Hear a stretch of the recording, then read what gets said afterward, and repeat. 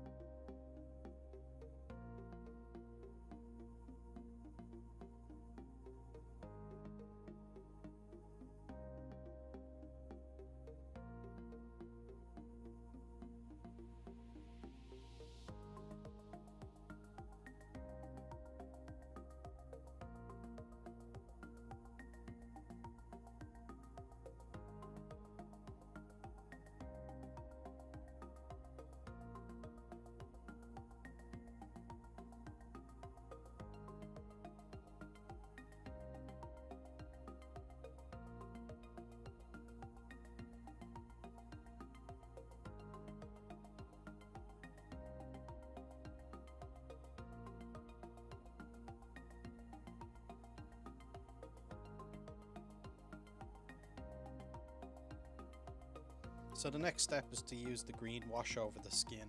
This is an older colour again that I own. The equivalent would be Bealtan green now.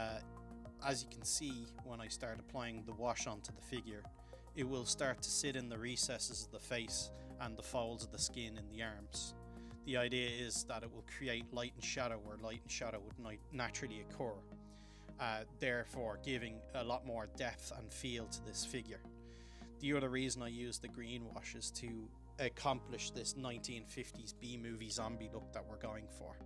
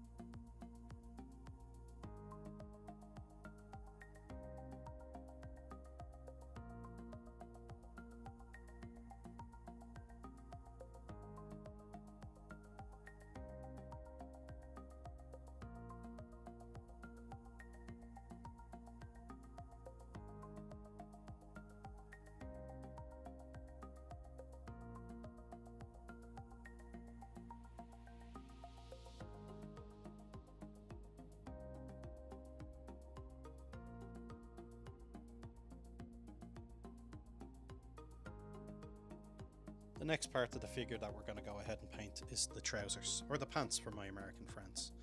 We use a nice dark grey here. This is an older colour again called Mechanicus Standard Grey, the equivalent which is Adeptus Battle Grey now. I choose a limited colour palette for this figure to help the post-apocalyptic feel, and I feel that I accomplished this, which you'll see at the end.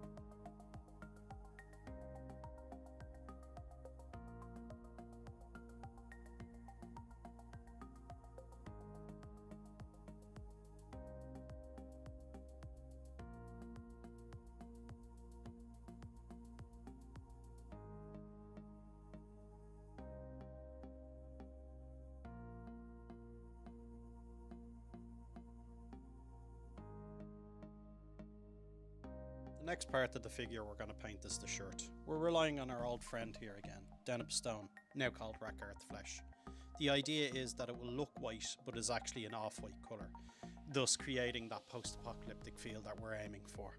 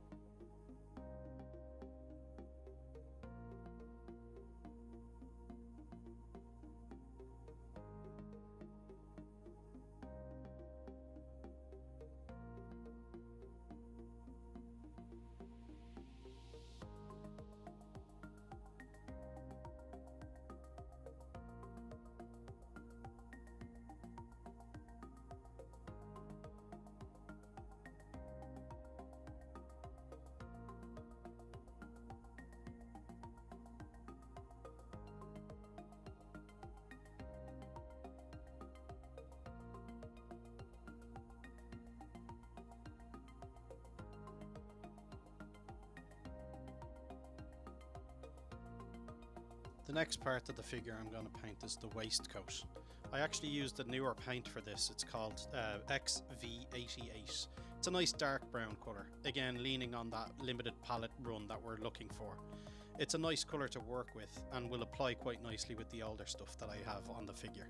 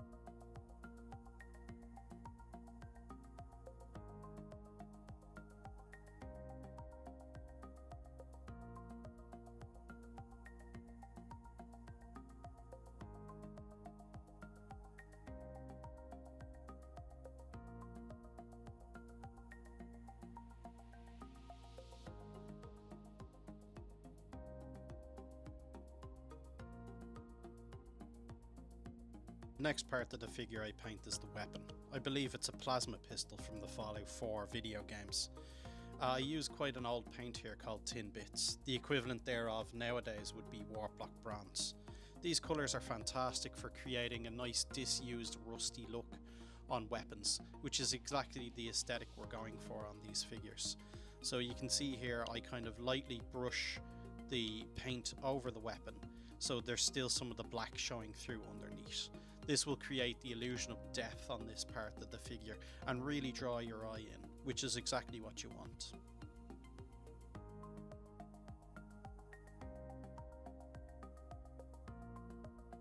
The next part for the weapon is to apply this lighter metal colour over the darker metal that we just applied. The idea is here that we only apply a very light amount of this lighter colour over the darker, so the darker colour can kind of bleed through, creating that disused rusty look that we're looking for on this figure. Overall, this is a quite easy thing to do. You just remove some of the paint from the brush before you apply it to the figure. Again, it kind of creates that rusty disused look that we're going for.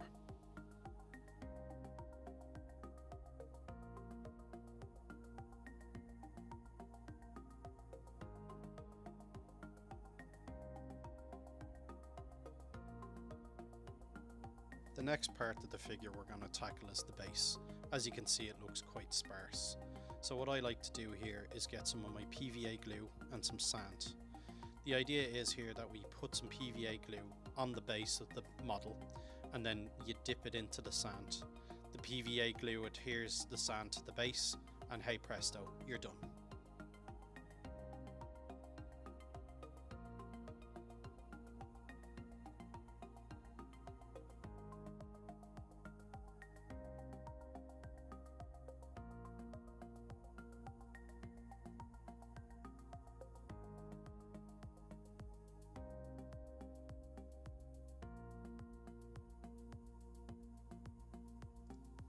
The next part of the figure that we're going to address is to darken it down.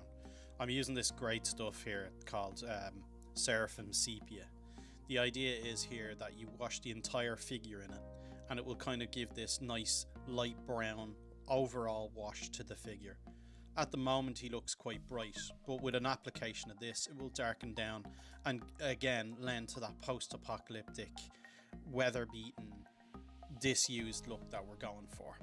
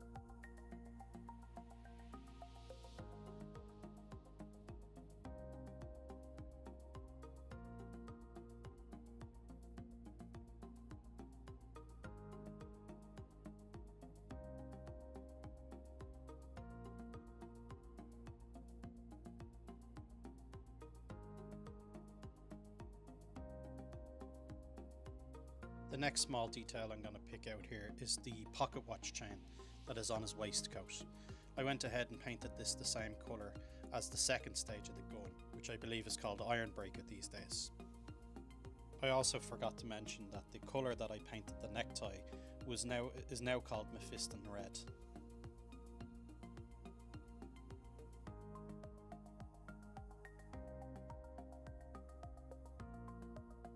The final part of this model is going to be painting the base. We're going to put the same wash that we put over the rest of the figure on the base, and it will just help add a little bit more depth and reality to the sand. If you like this video, make sure you like and subscribe. The next video in the series is going to be the Wastelander. It's going to be a lot of fun and I hope you check it out. Thanks for watching. Bye.